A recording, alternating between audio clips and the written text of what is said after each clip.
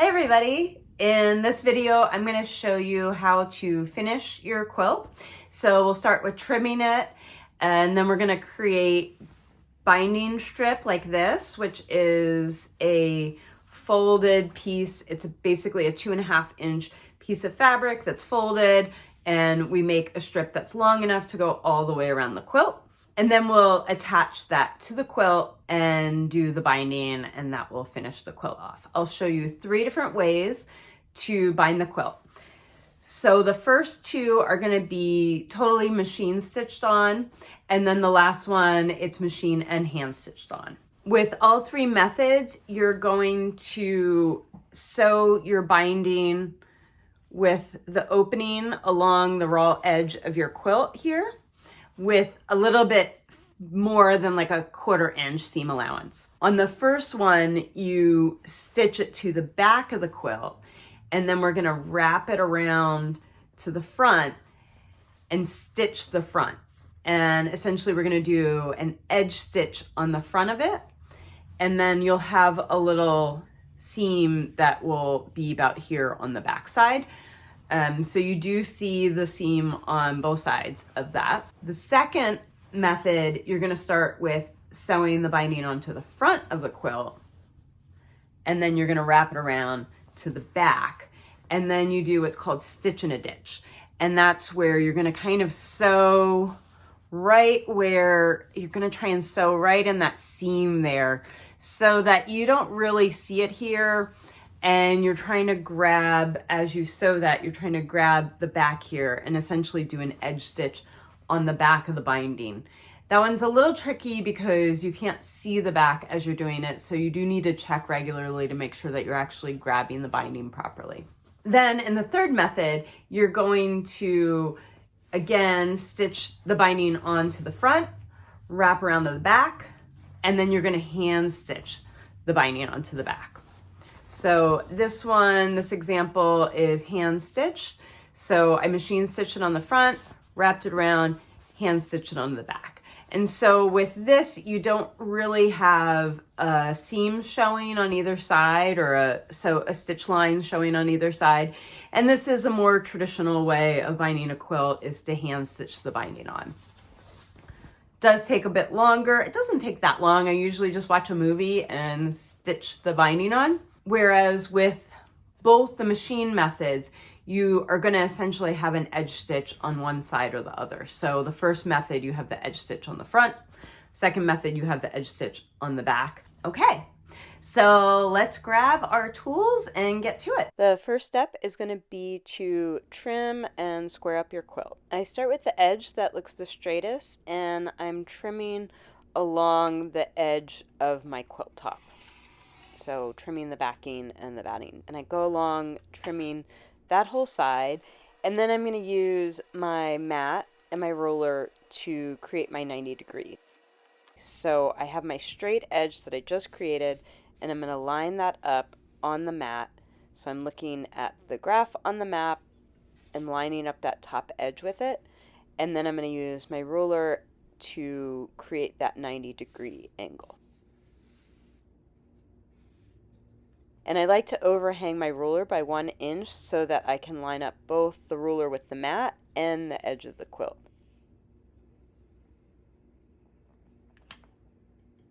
Then when I move my ruler down, I want to overhang by a few inches, and that way I'm using the part that I already cut as well as the mat to kind of create a guide to keep that edge straight. Then I just work all the way around in that method. Next, we create our binding strip, and so we need to calculate how long of a binding strip we need. So you take the width plus the length of the quilt, times that by 2, and then add 10 inches. Or alternatively, you can just measure all the way around your quilt and then add 10 inches onto that. Then to figure out how many of those strips you need, you take the length of the binding that you need and you divide that by the width of the fabric that you're going to cut up for your strips, and that will tell you how many you need. So in this example, this is sort of an average throw size quilt, and I come up with 4.2 2 strips needed, I would probably just make 4.5 to be on the safe side. So I've got my fabric folded and I'm lining up the fold with my grid and then the other edge with the grid on the mat, and I'm going to cut my 2.5-inch wide strips from that. Now we're going to sew all of our shorter strips together to make one long strip. I lay one of my binding strips right side up, and then I take another one and I'm going to lay it right side down perpendicular to the first one with a slight overhang for both of them, about 1/8 an inch maybe. And that's just so that you can kind of more easily see where that intersection of those 2 strips. And you're going to sew a line from one intersection of those strips to the other.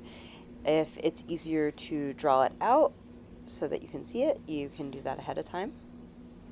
So here's the line that I'm going to sew. I just chain stitch them, so I do one strip and then I just go on, add the next one, and sew them together in that method. So I kind of just pull up the end and do it right at the sewing machine. If you want to lay them all out and pin them ahead of time, you can do that as well. Then you want to trim off that excess about 1/4 inch away from your stitch line, and then press open your seam, and then fold your strip in half and press that. Before I attach my binding, I like to mark the center bottom of my quilt, and that's kind of where I start my binding. Now we're going to sew our binding onto our quilt, and like I mentioned earlier, depending on which method you go with, you're either going to sew it to the front or the back. I'm going to lay my folded binding strip with the open side towards the raw edge of my quilt, and I'm going to pin about 4 inches away from that center line that I marked. And that just lets me know where I should start sewing. You don't want to start sewing right at your center line. You want to start sewing a few inches away from that.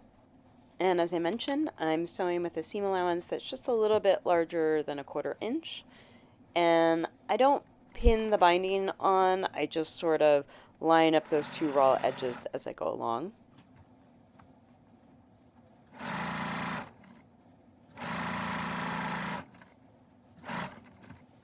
We reached our first corner, so I'm going to show you how to do a mitered corner here. When I get close to the corner, I like to take a ruler and mark 1/4 inch away from the edge.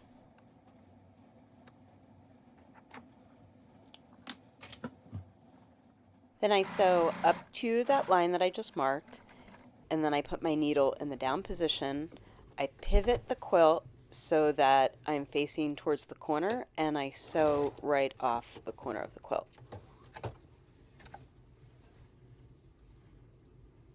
And it should look like this. Now you're going to take that strip and you're going to fold it over to the right side, so you've got it kind of at a 45-degree angle, and then you're going to fold it back to the left side. And you just want to try and get everything lined up nicely so that you've got 45 and 90-degree angles there. Then you're going to sew starting from the very edge and just straight stitch.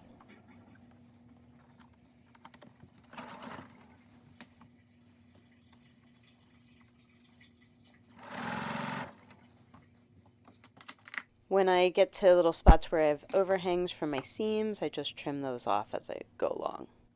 And you just continue around in that manner until you get about 4 inches from that center bottom line that you marked originally.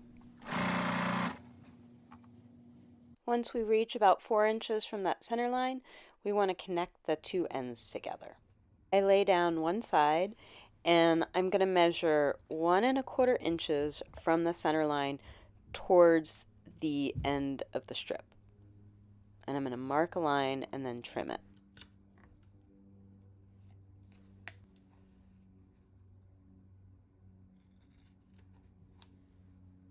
Then I lay my other side of the binding over it. I'm going to measure so that there's a 2.5 inch overlap of the 2 pieces. And I'm going to trim. Now we want to take our binding strips and overlap them right sides together at perpendicular angles, and then stitch from those overlaps, just as we did in the beginning when we were making the binding strip.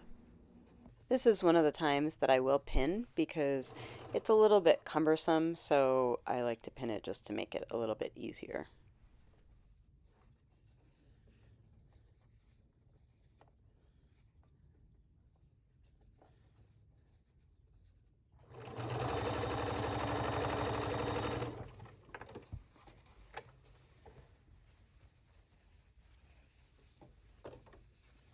Then after you stitch it, you'll get that nice angled seam, and you're going to want to again trim that excess about 1/4 inch from the seam, and I just finger press it open. And after I finger press it open, I fold it and lay it back down and finish stitching that remaining part down. And if you did everything right, it should be exactly the right length for the remaining section.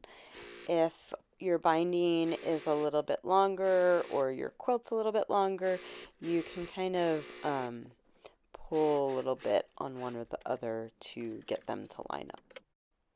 Okay, for method 1, we're going to wrap the binding around to the front side, and then we're going to very carefully do a edge stitch very close to that folded edge of the binding.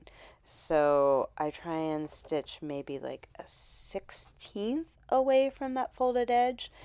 And as I'm doing it, I'm also feeling to make sure that I have it pulled over far enough. I want to make sure that on the back side the stitches are hitting the backing, not the binding. So the stitches on the back side should be fairly close to the binding, but not actually going onto the binding on the back side. You can use a thread color for the top that matches your binding and a thread color for the bobbin that matches your backing fabric. And I just work very slowly and carefully around the quilt in this method. As I pull the binding, I'm trying to pull straight out and then over so that I'm not twisting it at all. And you also want it pretty taut. If your binding is loose, it will wear through more. And as I go along, I also check the back just to make sure that I'm getting it in the right spot. When I reach the corner, I snip a little bit of the tip off, and I do clip and pin at this point. So I clip the side I'm working on, and then I clip the other side, and then I want to work my miter corner. And the corners are a little tricky. You just want to keep working back and forth with them on the fold until you can get that line to go at a 45-degree angle and it lines up nicely. And then I pin that corner down.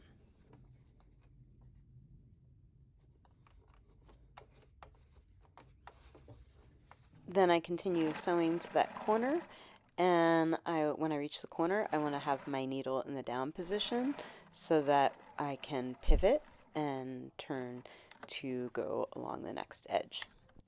Then you just continue sewing all the way around the quilt in the same method. And here's what method 1 looks like when it's finished. Okay, on to method 2. With this one, we've stitched our binding to the front side of the quilt and we're pulling it around to the back side. And I try and pull it again pretty taut, both for wearability, but also to make sure it's coming over far enough so that I'm catching that folded edge. And again, I'm going slowly and I'm doing a stitch in the ditch.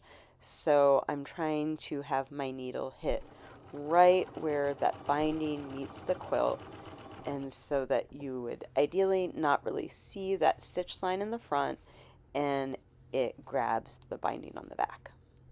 And you also want to check that back regularly just to make sure that you are actually grabbing that binding.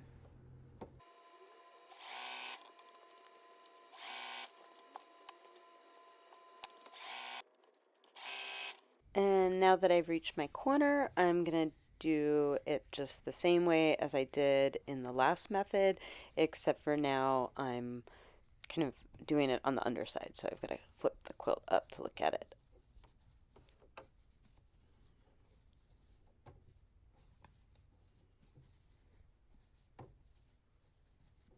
So I clip the one side and I clip the other side, and I just also take care of loose threads or overhanging threads while I'm moving along the quilt. But I clip the other side, and then I'm going to work that mitered corner. So I'm just going to fiddle with it a bit until I get it lined up the way that looks nice and right.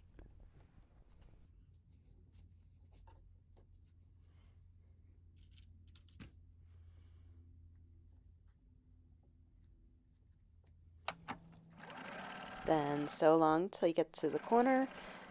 Put your needle down when you're at the corner, pivot your quilt, and you guessed it, sew around the rest of the quilt in the same manner.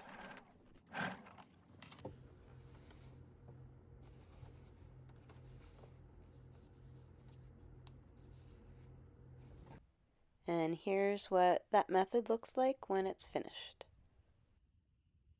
Okay, method 3. So we've machine stitched the binding onto the front side, just like we did with the last method.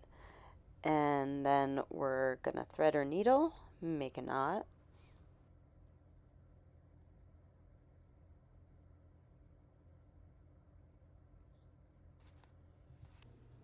Then you want to send your needle through just one layer of the binding from the inside out to that folded edge. That way you can hide the tail inside the binding.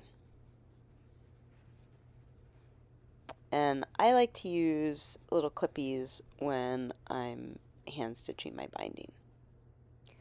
Also, I'm a self-taught quilter, so I do notice that I do this a little differently than I think most quilters do. I think most quilters do like a hem stitch where they catch the edge of the binding. I like to put my needle into that fold between the layers and go along the fold and then come out again. I don't know if one method's better or worse than the rest, but this is the way that I do it. And then when I go into the quilt, you just want to make sure that you're not going over to the other side of it. So you just want to catch the backing fabric of the quilt. I enjoy hand stitching the binding in the wintertime because I like to just sit with the quilt on my lap and watch a movie and get cozy. And when you run out of thread and you need to connect new thread, you're going to kind of start and stop in a similar way and just want to hide your tails inside the binding. And just like with the other methods, you want to make sure that when you pull the binding over, you're pulling past that machine stitch line where you attach the binding to the quilt. So here I am at the corner, and I'm going to do it just like I did the other corners. I'm going to clip one side, and then I'm going to clip the other side, and then I'm going to work that fold in the corner until it looks good and I'm happy with it.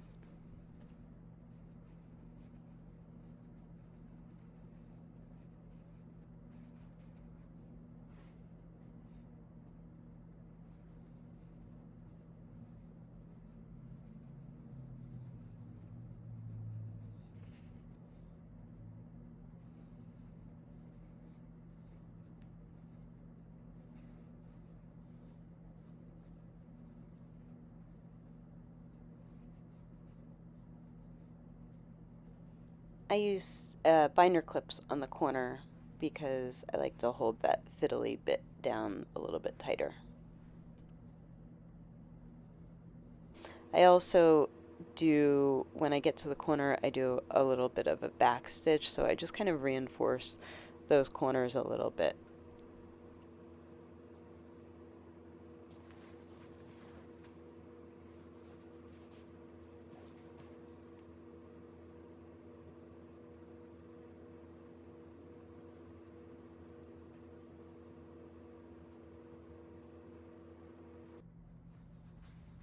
And here's what that method looks like when it's finished. And that's it. Thanks for watching, and until next time, take care.